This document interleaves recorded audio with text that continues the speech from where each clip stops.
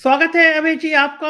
आज का दिन बड़ा महत्वपूर्ण है। गोदी मीडिया के चैनल 10 दिन से जिस प्राण प्रतिष्ठा के लिए अपनी जान दे रहे थे वो कार्यक्रम हो गया और प्रधानमंत्री जी ने भाषण दिया। भाषण का एक शब्द मुझे बड़ा खराब लगा। बड़ा हुँ, पवित्र दिन था। लोगों की आत्मा से लोग जुड़े हुए थे, मन से जुड़े हुए थे। उन्होंने कहा कि जो लोग कहते थे कि राम मंदिर बना तो आग लग जाएगी, हुँ, ये सब शब्द आज नहीं कहने चाहिए था। आज तो बहुत पवित्रता बिल्कुल, का दिन था, पुण्य का दिन था, बिल्कुल। प्यार का दिन था। राम का संदेश तो हर जगह प्यार का संदेश है। हुँ, लेकिन हुँ, प्रधानमंत्री को आज के दिन क्या इस शब्द से नहीं बचना चाहिए था कि कुछ लोग कहते थे आग लग जाएगी। यहाँ भी पॉलिटिकल बातें, 11 दिन का अनुष्ठान करके आए हैं, बकौल उनके। उन्होंने कहा कि मैंने 11 दिन का अनुष्ठान करके आया हूँ। लेकिन अगर मन में ही अभी इतनी कुरिश्ता बाकी है, मन में ही इतनी घृणा बाकी है, मन में ही इतनी नफरत बाकी है कि राम मंदिर की पूजा करके, भगवान राम की प्राण प्रतिष्ठा करके 24 घंटे तक तो आदमी उस क्षण से अलग नहीं हो पाता है। अगर वो वाकई में आस्तिक है, उसकी पूजा में यकीन है, भगवान में यकीन है कि वो राम जी की मूर्ति छू के आया है और छूने के 1 घंटे के बाद कह रहा है कि कुछ लोग कह रहे थे यहाँ आग लग जाएगी। आपको नहीं लगता इस तरह के शब्दों से आज प्रधानमंत्री जी को बचना चाहिए था? संजय जी, प्रधानमंत्री से पहले राष्ट्रीय स्वयंसेवक संघ के सरसंघ चालक श्री मोहन भागवत बोले और उनसे पहले उत्तर प्रदेश के मुख्यमंत्री श्री आदित्यनाथ जी बोले। अगर आपने आदित्यनाथ जी के भाषण को सुना हो, तो उन्होंने प्रधानमंत्री की प्रधानमंत्री का अभिवादन करते हुए कहा कि विश्व के सबसे लोकप्रिय राजनेता,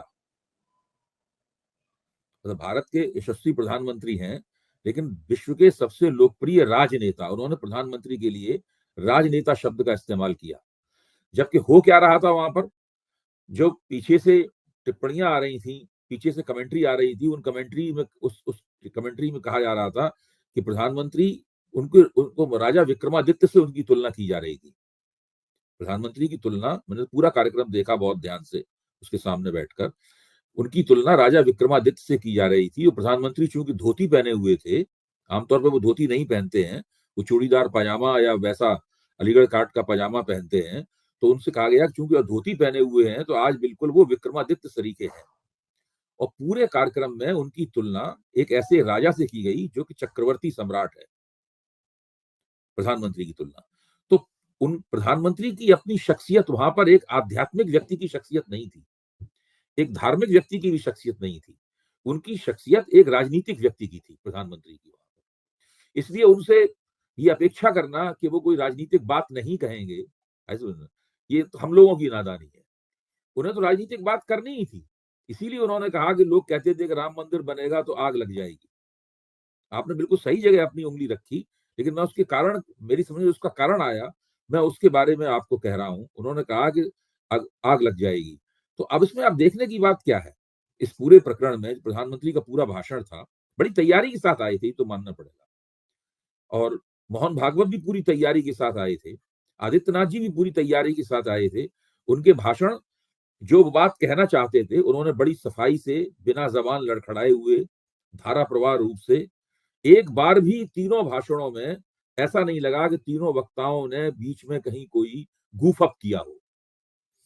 मतलब इसके पीछे एक बहुत, ये एक ऐसा इवेंट मैनेजमेंट था जिसमें भारतीय जनता पार्टी ने और प्रधानमंत्री नरेंद्र मोदी ने और उत्तर प्रदेश के मुख्यमंत्री आदित्यनाथ ने पिछले सभी रिकॉर्डों को तोड़ दिया। ये मुझे जरूर लगा कि जिस वक्त पूजा हो रही थी, उस पूजा में एक व्यक्ति सर्वाधिक उपेक्षित था, उसका नाम था योगी आदित्यनाथ। कई बार तो कैमरा भी उन तक नहीं जा रहा था। इस कोण से वो बैठे हुए थे कि सामने मोहन भागवत दिखाई पड़ रहे थे, प्रधानमंत्री दिखाई पड़ रहे थे, आनंदीबेन पटेल दिखाई पड़ रही थी, और लेकिन योगी आदित्यनाथ नहीं दिखाई पड़ रहे थे। वो बहुत मुश्किल से ही दिखाई पड़ते थे। इस पूरी जो पूरा जो लाइव टेलीकास्ट हो रहा था, उस लाइव टेलीकास्ट में वो सर्वाधिक उपेक्षित थे। जबकि मैं ये मानता हूं कि ये इस कार्यक्रम को सफल करने में उत्तर प्रदेश के मुख्यमंत्री के तौर पर उनकी बहुत बड़ी भूमिका है। हिंदुस्तान टाइम्स ने, टाइम्स ऑफ इंडिया ने, इकोनॉमिक टाइम्स ने बहुत ही विस्तार से ये रपटें छापी हैं कि उत्तर प्रदेश सरकार ने किस तरीके से इस कार्यक्रम की सफलता के लिए काम किया।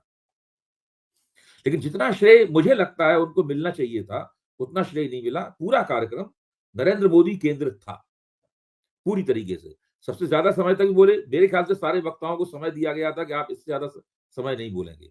और एक वक्ता तो ऐसे थे जो कि राम जन्मभूमि ट्रस्ट के शायद कोषाध्यक्ष हैं, स्वामी गोविंद गिरी या महंत गोविंद गिरी हैं, उन्होंने तो शंकराचार्यों के साथ में बहस की। उन्होंने अपने वक्तव्य में एक तरह से शंकराचार्यों का बिना नाम लिए हुए उनको भी उन्होंने ललकारा। और देखिए ये पूरा शंकराचार्य प्रकरण है, मैं पहले से कह रहा हूं, वो 4 PM के मंच पे भी मैं कह चुका हूं, इस प्रकरण ने कम से कम एक बात साबित कर दी है कि इस कार्यक्रम का सनातन धर्म से कोई ताल्लुक नहीं। राम जन्मभूमि आंदोलन का भी सनातन धर्म से कोई ताल्लुक नहीं। उस सनातन धर्म से ताल्लुक तो कतई नहीं है जिसके प्रतिनिधि शंकराचार्य हैं। इन लोगों ने एक नया सनातन धर्म बनाने की कोशिश की, जिसमें पहले से स्थापित सनातन धर्म की जो आचार संहिताएं हैं, उन आचार संहिताओं की कोई परवाह नहीं की है। उस सनातन धर्म के जो प्रतीक पुरुष हैं, जगत गुरु शंकराचार्य के 4 प्रतिनिधि, उनकी कोई परवाह नहीं की है। उन्होंने जो वैष्णव धर्म की संहिताएं तैयार की थी, उन संहिताओं की कोई परवाह नहीं की गई है। इस तरह उन्होंने एक राजनीतिक सनातन धर्म की रचना की है, इसमें नए पॉलिटिकल डिवोटीज की पूरी पीढ़ी पैदा हुई है, नए राजनीतिक श्रद्धालुओं की पूरी पीढ़ी पैदा हुई है, जिनके मन में पाकिस्तान के खिलाफ द्वेष है, इस्लाम के खिलाफ द्वेष है। और खास बात यह है, आज मैं और दूसरे विद्वानों की समीक्षाएं अखबारों पढ़ रहा था, सवेरे से मैं आज यही काम कर रहा हूं, तो उन्होंने सही इंगित किया है कि जिस तरीके से बनाया गया है, हिंदू धर्म बहुदेववादी धर्म है भाई। इसमें कृष्ण भी हैं, राम भी हैं, महादेव भी हैं, ब्रह्मा भी हैं, गणेश भी हैं, पवन पुत्र हनुमान भी हैं, ये सब लोग हैं। आप किसी भी घर में जाइए, आप घर में कोने में एक मंदिर होगा जहां रोज घर की गृहिणी और जो गृहस्थ है वो पूजा करता है, तो आप पाएंगे किसी एक देवता की मूर्ति नहीं होती उस छोटे से मंदिर में। उसमें सभी, आपके घर में भी यही होगा, मेरे घर में भी यही है, उसमें सभी देवताओं की मूर्तियां होती हैं और कोई मूर्ति किसी दूसरी मूर्ति से ऊंची नहीं होती है। किसी मूर्ति का विशेष रूप से भजन नहीं किया जाता है। लेकिन आप इस पूरे कार्यक्रम में देखिए, इस कार्यक्रम में 4 भाषण दिए गए और उसमें से गोविंद गिरी को छोड़ के 3 लोग जो थे, आनंदीबेन पटेल तो बोली नहीं, 3 लोग जो थे वो तो देश के बहुत बड़े राजनेता थे, मोहन भागवत, नरेंद्र मोदी और योगी आदित्यनाथ। इन लोगों में से किसी ने राम के अलावा किसी और देवता का, किसी विष्णु के किसी और अवतार का, शिव के किसी अवतार का कोई जिक्र नहीं किया। राम को राष्ट्र का, राजनीति का, धर्म का, सबका प्रतीक बना दिया गया। इस तरीके से क्या किया गया कि जो बहुदेववादी हिंदू धर्म है उसको एकेश्वरवादी, अंग्रेजी में बहुदेववाद को पॉलीथिज्म कहते हैं और एकेश्वरवाद को मोनोथिज्म कहते हैं, तो उसको एकेश्वरवादी धर्म के रूप में नया सनातन धर्म बनाया जा रहा है। इसका एक ही ईश्वर है, एक ही अवतार है और वो है राम। राम तो पुराने सनातन धर्म में भी उतने ही स्थापित थे, लेकिन उन तमाम देवताओं में से एक देवता को निकालकर उसके ऊपर अहर्निश लगातार मीडिया के जरिए, भाषणों के जरिए, राजनीतिक आंदोलन के जरिए इतना जबरदस्त फोकस है उसके अंदर कि पूरा का पूरा, जैसा कि इस्लाम है ना, उसमें एक एकेश्वरवादी है, ईसाइयत है वो एकेश्वरवादी है, ये अब्राहमिक धर्मों की परंपरा है कि धर्म बहुदेववादी नहीं होने चाहिए, उसमें एक ही देवता, एक ही पूजा योग्य हस्ती की प्रतिष्ठा होनी चाहिए। ये एक नया जो बनाया गया है, ये इस तरीके का बनाया हुआ है। इस तरह से देखा जाए, अगर इस कार्यक्रम से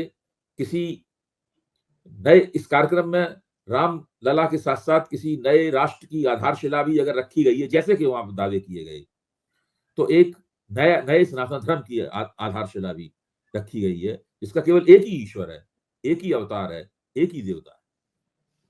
अब जी ये खेल थोड़ा खतरनाक नहीं हो जाएगा? क्योंकि कई राज्य ऐसे हैं, मैं बंगाल आपकी बात करूं, बंगाल में राम से कहीं ज्यादा पूजा माँ काली की होती है, माँ दुर्गा की। इसीलिए तो उनकी यहाँ नुमाइंदगी नहीं है।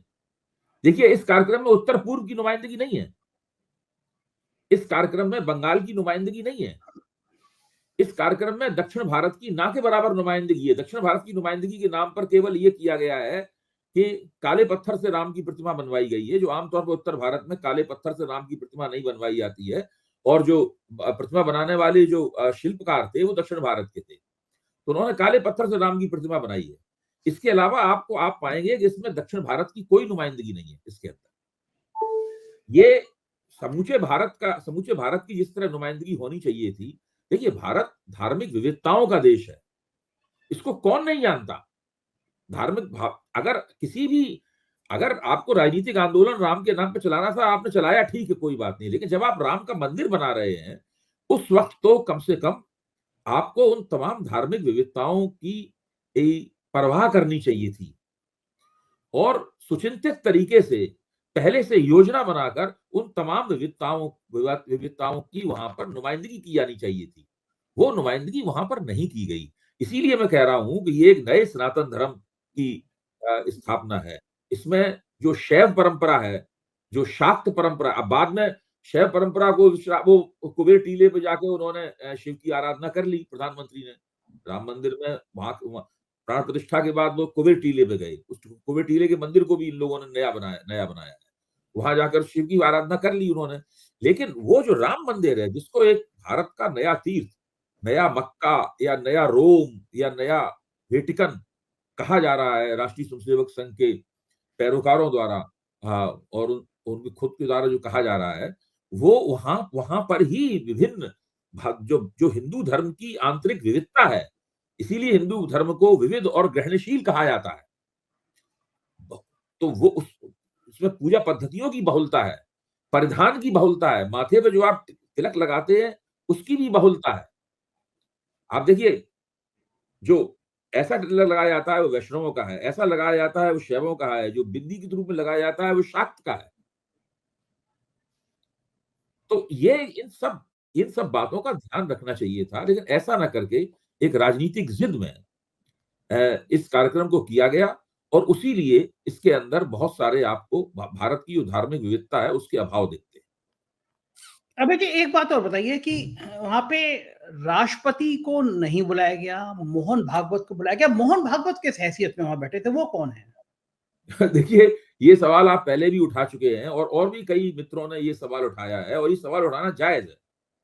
तकनीकी रूप से देखा जाए, प्रोटोकॉल के लिहाज से देखा जाए तो मोहन भागवत कुछ भी नहीं है, लेकिन चूंकि वो राष्ट्रीय स्वयंसेवक संघ के सरसंघ चालक हैं, जिनके मार्गदर्शन में और राष्ट्रीय स्वयंसेवक संघ के प्रचारकों की इनकी योजना में बाबरी मस्जिद तोड़ी गई और उसके बाद में उससे पहले राम जन्मभूमि आंदोलन चलाया गया और उसके बाद भी राम जन्मभूमि आंदोलन चलाया जाता रहा।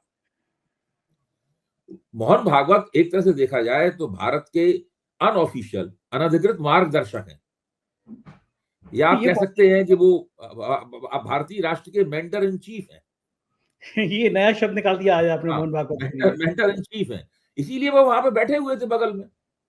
और वो भी एक और बात देखिए, देखा जाए तो किसी जमाने में राष्ट्रीय स्वयंसेवक संघ ने नरेंद्र मोदी को, जैसे बहुत सारे अटल बिहारी वाजपेयी, अलाल कृष्ण आडवाणी और दूसरे प्रचारकों को भाजपा को लोन पे दिया था, इसी तरह जनसंघ को लोन पे दिया होगा उन्होंने। ये यानी जितने प्रचारक राष्ट्रीय स्वयंसेवक से आते हैं वो एक तरह से उनकी जो राजनीतिक भुजा है, पहले जनसंघ था वही भारतीय जनता पार्टी हो गई, तो उसको वो लोग कर्ज में देते हैं, राष्ट्रीय स्वयंसेवक कभी भी इनको वापस बुला सकता है।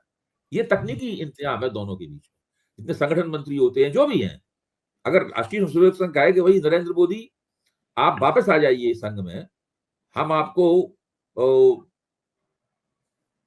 जिला मैनपुरी में प्रचारक बना के भेजते हैं, तो तकनीकी रूप से इनको वहां जाना पड़ेगा। लेकिन आज अब मोदी जी ने संघ को इस लायक छोड़ा है, इतनी हिम्मत है संघ। अब हो गया है मामला उल्टा। मामला ये हो गया है कि वो राजा विक्रमादित्य हो गए हैं और ये सब लोग ज्यादा से ज्यादा, अगर बहुत राजा की कृपा होगी तो ज्यादा से ज्यादा उनके सलाहकार हो सकते हैं। भाई अगर बहुत प्रतिष्ठा राजा देंगे तो आपको मंत्री बना लेंगे, अपना मिनिस्टर बना लेंगे, आपको अपना सलाहकार होंगे। प्रमुखता तो पूरी नरेंद्र मोदी की है और ये मोहन भागवत के भाषण में भी झलक रहा था। उन्होंने साफ कहा कि भाई हम तो पहले से जानते हैं कि मोदी जी बड़े तपस्वी हैं। उन्होंने 11 दिन का इतना कठोर तपस्या की, कठोर व्रत किया उन्होंने। अब मोदी जी केवल मोदी जी ही तपस्या नहीं करेंगे, अब हम सब लोग भी तपस्या शुरू करेंगे, ये उन्होंने कहा उन्होंने।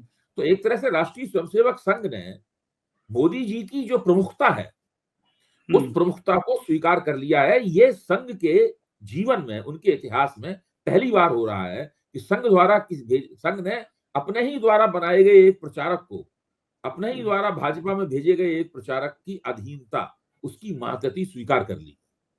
बिल्कुल ठीक कह रहे हैं, पहली बार हो रहा है ये। क्या अच्छा, कारण है और कि एक और बात है, एक और मैं नरेंद्र मोदी की लेक्चर एक और बता दूं। हम्म, मोदी जी ने कहा कि ये भारत की न्यायपालिका को उन्होंने धन्यवाद दिया। हाँ हाँ हाँ हाँ, उन्होंने कहा कि एक न्याय संगत काम हो रहा है क्योंकि न्यायालय से निकल कर आया है आदेश ये। यही तो उन्होंने हम्म, कहा नरेंद्र मोदी ने। हम्म, तो हम्म, मोहन भागवत तो इसके पक्ष में नहीं थे। हम्म, आपको याद होगा कि 2019 शुरू होने के ठीक पहले राष्ट्रीय स्वयंसेवक संघ ने, जब नए चुनाव 19 में होने वाले थे, तो राष्ट्रीय स्वयंसेवक संघ ने ये आग्रह किया और मांग की कि संसद का सत्र बुलाकर, विशेष सत्र बुलाकर एक कानून बनाया जाए जिससे राम मंदिर बनने का मार्ग प्रशस्त हो। नरेंद्र मोदी ने उससे इनकार कर दिया। इससे संघ बहुत बुरी तरह चिढ़ गया। मैं हम्म, मैं संघ के कई तथाकथित विचारकों को जानता हूं जो टीवी पे आते हैं, कि मेरी उनसे अक्सर आज तक पर या एबीपी पर या दूसरे चैनलों पर मुलाकात होती है। वो लोग उन दिनों मोदी जी के खिलाफ खूब बोलते थे। जब हम लोग बीच में चाय वाय पीते थे ब्रेक में, तो वो मोदी जी के खिलाफ को बहुत बोलते थे। बोले ये क्या बात रही, जरा सा इसको करना चाहिए, इसको आदेश दिया गया है वगैरह। वो मानते थे कि मोहन भागवत के आदेश पर इनको चलना चाहिए। जब मोदी जी नहीं माने तो रामलीला मैदान में एक बहुत बड़ा कार्यक्रम आयोजित किया गया, बहुत बड़ा गोलबंदी की गई। उसमें मेरे ख्याल से भैया जी जोशी या दूसरे संघ के कोई पदाधिकारी थे, मैं नाम भूल रहा हूं, उन्होंने बड़ा आक्रामक भाषण दिया। सुप्रीम कोर्ट के खिलाफ नारेबाजी हो रही थी वहां पे जमकर, कि सुप्रीम कोर्ट ने फैसला नहीं दिया, इसलिए अब संसद से कानून बनना चाहिए। लेकिन मोदी जी अपनी जगह से नहीं डिगे। उन्होंने राष्ट्रीय स्वयंसेवक संघ की ये बात मानने से इनकार कर दिया। वो दबाव में नहीं आए। और 2019 की पूर्व संध्या पर उन्होंने स्मिता प्रकाश को दिए गए एक इंटरव्यू में साफ कह दिया कि संसद पर कोई कानून नहीं बनाएगी, हम्म, मामला अदालत में विचाराधीन है, अदालत से फैसला आएगा, उसके मुताबिक सरकार काम करेगी, सरकार इसके लिए प्रतिबद्ध। इसके बाद संघ को लग गया कि भाई ये आदमी हमारी बात नहीं मानेगा, तो फिर संघ ने अपना कदम पीछे खींच लिए। ये भी पहली बार हुआ था। उसके हम्म, बाद वो पहली संघ की मोदी के प्रति मातहती की पहली घोषणा। उसके बाद संघ ने मान लिया कि ये आदमी हमारे लिए अतिरिक्त वोट लेके आता है, कुछ ऐसे वोट लेके आता है जो केवल अगर भाजपा चुनाव लड़ेगी तो नहीं मिलेंगे वोट। तमाम सर्वे भी बताते हैं कि कुछ वोटों का एक निश्चित प्रतिशत ऐसा है जो मोदी जी की वजह से मिलता है भाजपा को। अगर मोदी जी अगर मैदान में ना हो, सीन में ना हो, तो उतने वोट नहीं मिलेंगे भाजपा को। तो जो पहले वोट मिलते थे वैसे वोट मिलेंगे। हम्म, मोदी जी के पहले भी भाजपा थी और गठजोड़ राजनीति करके 6 साल सरकार भी चलाई थी उसने। तो ये मोदी जी ने संघ को एहसास दिला दिया है कि वो सर्वोपरि हैं। वो चक्रवर्ती सम्राट राजा महाराज विक्रमादित्य हैं। इसलिए अब उनके सामने सब लोग महादत्त, सब लोग उनके महादत्त हैं। इस कार्यक्रम में अमित शाह भी नहीं गए। ये अमित बड़ा शाह चौंकाने वाली। अमित शाह दिल्ली के बिरला मंदिर में पूजा कर रहे थे। ये क्यों हुआ, अमित शाह क्यों नहीं गए होंगे? मैंने इस कार्यक्रम में राजनाथ सिंह जी को भी नहीं देखा। मैंने इस कार्यक्रम में नितिन गडकरी को भी नहीं देखा। हो सकता है वो कहीं हो, लेकिन कैमरा उन्हें नहीं खोज पाया। कैमरा नहीं खोज पाया तो हम लोग भी नहीं खोज पाए। भाई कैमरा अमिताभ बच्चन को दिखा रहा था बार बार, कैमरा अभिषेक बच्चन को दिखा रहा था, कैमरा बाबा रामदेव को दिखा रहा था, कैमरा मुकेश अंबानी, अनिल अंबानी को दिखा रहा था, नीता अंबानी को दिखा रहा था। अच्छा, इस कार्यक्रम में गौतम अदानी भी नहीं थे। मैंने नहीं वो देखा, मुझे लगता है हाँ, बहुत चर्चा का विषय हुआ कि अडानी भी नहीं हाँ, दिखाई। गौतम अदानी भी नहीं थे। तो इस कार्यक्रम में कौन था कौन नहीं था इसका भी कल तक और पता लगेगा। और क्यों नहीं था, आप देखिए 3 बड़े मंत्री हैं मोदी मंत्रिमंडल के। मंत्री तो 5-6 बड़े कहे जा सकते हैं, लेकिन राजनाथ सिंह जी, नितिन गडकरी जी और अमित शाह जी, ये 3 तो सबसे बड़े मंत्री हैं। ये तीनों ही नहीं थे वहां पर। हो सकता है इस तरह की नीति रही हो उनकी, ये भी हो सकता है नीति रही हो कि भाई मंत्री लोग नहीं आएंगे, वो हमारे पीछे यहाँ कामकाज देखेंगे या वगैरह, कुछ होगा मतलब। लेकिन वो उनकी अनुपस्थिति जो है वो नोट करने काबिल है, ये मैं कह रहा हूँ। एक इसीलिए एक गौतम अदानी की अनुपस्थिति भी नोट करने काबिल है। इलाके में मैंने अक्षय एक कुमार को भी नहीं देखा और तमाम फिल्म स्टार थे, यहाँ तक कि अनु मलिक भी थे, फिल्म स्टार थे। अच्छा, दूसरे मुझे इस बात को देख के ताज्जुब हुआ कि ये राम जन्मभूमि ट्रस्ट ने सलमान खान, शाहरुख खान और आमिर खान को निमंत्रित नहीं किया। एक तो उनको निमंत्रण पत्र देते हुए कहीं तस्वीर नहीं देखी मैंने, जबकि रणबीर कपूर को, रणधीर कपूर को, सबको निमंत्रण देते हुए तस्वीरें देखी, कंगना रानावत को। मेरा तो मानना है अगर इनको निमंत्रण दिया जाता तो ये तीनों भी वहां जाते, निश्चित रूप से जाते। ये कोई, मैं तीनों में से कोई भी मना नहीं करता, तीनों जाते और वहां बैठते, मोदी जी का अभिवादन करते और अपनी उपस्थिति दर्ज करवाते। तो ये जो कार्यक्रम है, इसकी जो पॉलिटिक्स है इस कार्यक्रम की, निश्चित रूप से ये कोई आध्यात्मिक आप कार्यक्रम सही नहीं कह था। रहे हैं, आप सही कह रहे हैं कि तीनों खान जाते, क्योंकि मुझे याद आ रहा है कि हाँ। लंबे सालों के बाद, मतलब शायद पहली बार तीनों हम्म। खान एक बार तब देखे गए थे जब मोदी जी बने थे और रजत शर्मा ने एक जी प्रोग्राम किया था, जी इंडिया टीवी का प्रोग्राम था, और तीनों खान उसमें आए थे, मोदी जी के मोदी जी थे तब तीनों खान एक साथ दिखाई दिए थे, बड़ा बढ़िया नहीं होता नहीं है। बिल्कुल। देखिए, जब नरेंद्र मोदी प्रधानमंत्री पद के उम्मीदवार थे तो उन्होंने सलमान खान के साथ पतंग उड़ाई थी। हाँ। हम्म। एक चीज और है हम्म। अभय जी, हम्म। कभी कभी समाज को एकजुट करने के लिए, सामाजिक समरसता के लिए कुछ संदेश ऐसे होते हैं जो इतिहास का नींव का पत्थर हो जाते हैं। अगर उन संदेशों से समाज में एक रस्ता का संदेश दिया जाए, खिचड़ी खाना, सहभोज करना दलितों के यहाँ, ये तो अच्छी बात है, प्रतीक के हम्म। लिए, वोट के लिए किया जाता है। हम्म। अगर आज जो लोग बैठे थे वहां पे, उसमें कोई एक दलित भी होता तो एक अच्छा संदेश आता। ऊंची जाति के लोग थे, मगर मान ली जाए प्रधानमंत्री जी पिछड़ी जाति से आते हैं, लेकिन अगर एक मोहन भागवत जी ब्राह्मण थे, योगी आदित्यनाथ ठाकुर हैं, और अगर एक कोई दलित चेहरा भी होता है, लोग पहले दलित कह रहे थे कि भाई राम देखिए, मंदिर का, संघ ने जब राम जन्मभूमि आंदोलन, आप ठीक कह रहे हैं, राम जो शुरू किया था तो उन्होंने एक चौपाल नामक एक दलित से इसकी आधारशिला ईंट रखवाई थी संघ ने। तो संघ के विजन में तो ये है बात, उसने रखवाई थी। अच्छा, अब जब वो काम हो गया पूरा उनका, वो बाद में विधायक भी बने भाजपा के बिहार से, तो जब ये सब काम हो गया, उसके, ये आपने बिल्कुल ठीक कहा कि इसमें, इसीलिए मैं कह रहा हूं कि इस कार्यक्रम में भारतीय समाज की और भारत के धर्मों की और भारतीय संस्कृति की जो विविधता है, उसका प्रतिनिधित्व नहीं था। प्रधानमंत्री ने अपने भाषण में शबरी का नाम लिया, तो उस चक्कर उसके जरिए उन्होंने सोचा हम आदिवासियों को स्पर्श कर रहे हैं। उन्होंने अपने भाषण में निषाद राज का नाम लिया, उसके जरिए उन्होंने सोचा होगा कि हम ओबीसी समाज है, उसको स्पर्श कर रहे हैं। लेकिन आपकी बात सही है, अगर यहाँ पर दलितों की कोई सुचिंतित नुमाइंदगी होती, आदिवासियों की बाकायदा वहां कोई नुमाइंदगी होती, ये लोग सेलिब्रिटीज के चक्कर में ज्यादा फंस गए। हाँ, चेहरा इंडिया शाइनिंग, सेलिब्रिटीज में है ना, मतलब सेलिब्रिटीज के चक्कर में ज्यादा फंस गए। इन्होंने भारतीय समाज की ज्यादा परवाह नहीं की, इतनी सेलिब्रिटीज की परवाह की। मोदी जी को लगा होगा आपने सेलिब्रिटी तो, पिछला सवाल ही पूछा था कि राष्ट्रपति को नहीं बुलाया गया। एक खबर आई थी कि उपराष्ट्रपति को निमंत्रित किया गया है, अच्छा, लेकिन ये नहीं आई थी खबर कि उन्होंने निमंत्रण स्वीकार किया है कि नहीं किया है। इसका मतलब अडवाणी जी और मुरली मनोहर जोशी भी यहाँ नहीं पहुंचे। हाँ, उनको तो मना ही कर दिया था। उनको तो पहले कह दिया गया था कि आप बुढ़े, आपको निमंत्रण हम दे रहे हैं, लेकिन आप ज्यादा वृद्ध हैं तो आप मत आइए। ये कौन सी बात होती है, निमंत्रण देने आप मत की? आइए। फिर बाद में इनके लिए भाजपा ने जो है वो चार्टर्ड विमानों की घोषणा भी की, इनके लिए चार्टर्ड विमान नियुक्त किए जा रहे हैं, तैयार किए जा रहे हैं, वो लोग नहीं आए। इसमें विनय कटियार भी कहीं नहीं थे, उमा भारती भी कहीं नहीं थी। यानी रितंबरा भी राम नहीं। जन्मभूमि आंदोलन जिन लोगों ने चलाया था और नेतृत्व किया था, और उस वक्त नेतृत्व किया था जब भाजपा सत्ता में नहीं थी, जब डंडे खाए थे, मुकदमे इनके ऊपर लगाए गए थे, जब इनको जेल जाने की इन सबकी नौबत थी, वो लोग इस पूरे कार्यक्रम में से पूरी तरीके से लापता थे। बिल्कुल ठीक कह रहे हैं अभय जी। कल मैंने एक अयोध्या के निवासी है संतोष दुबे, मुझे किसी ने बताया, मैंने ढूंढ ढांड के तलाशी, कल मैंने उनका इंटरव्यू किया, आज सुबह 6 बजे लोड किया, अभी तक 2.5-3 लाख लोग देख चुके हैं उसको, ट्विटर पे बहुत वायरल हो रहा है।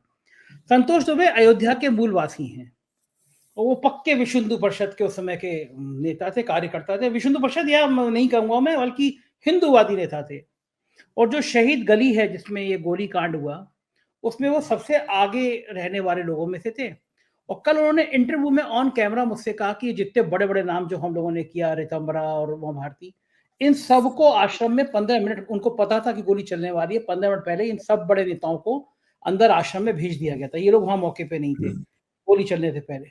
और जो मैं बता रहा हूँ संतोष दुबे के, उनके 4 गोलियां लगी थी, गंभीर घायल हो गए थे, किसी तरह बचे थे, शायद अकेले कार सेवक बचे थे उस दौर में, जो अभी तक जिंदा है।